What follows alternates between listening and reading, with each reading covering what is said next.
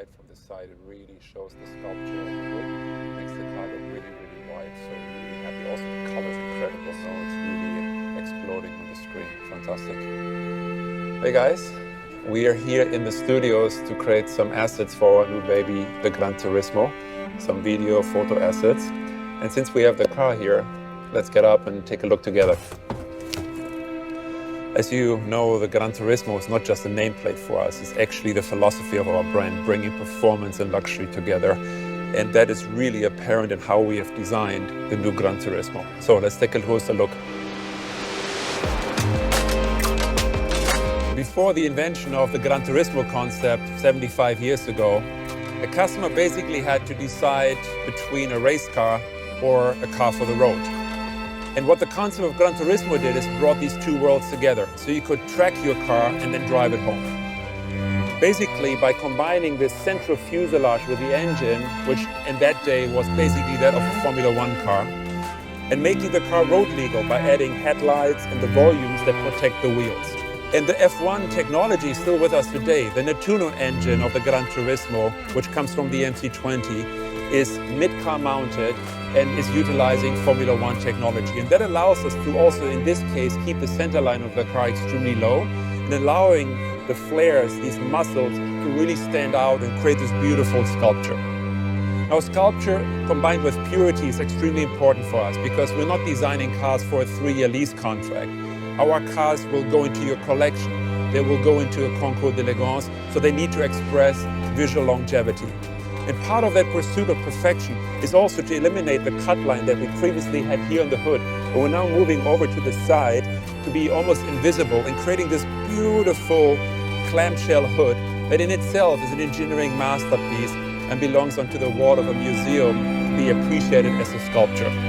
The face of the car is very recognizable, being that from the MC20 and the Grecale with this very, very low mouth, of course featuring our Tridente, which for me is the coolest logo in the industry, combined with those vertical headlights, really expressing this new Maserati design DNA and completing the family between MC20, Grecale and the new GranTurismo. So let's take a look at the side of the new GranTurismo.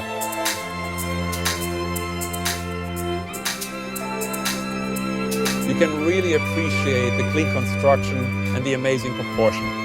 But believe me, clean construction, clean design is the most difficult thing for a designer because there's so many things in your way. You have to consider the glass drop. You have to consider the hinges of the door. You have to consider side impact.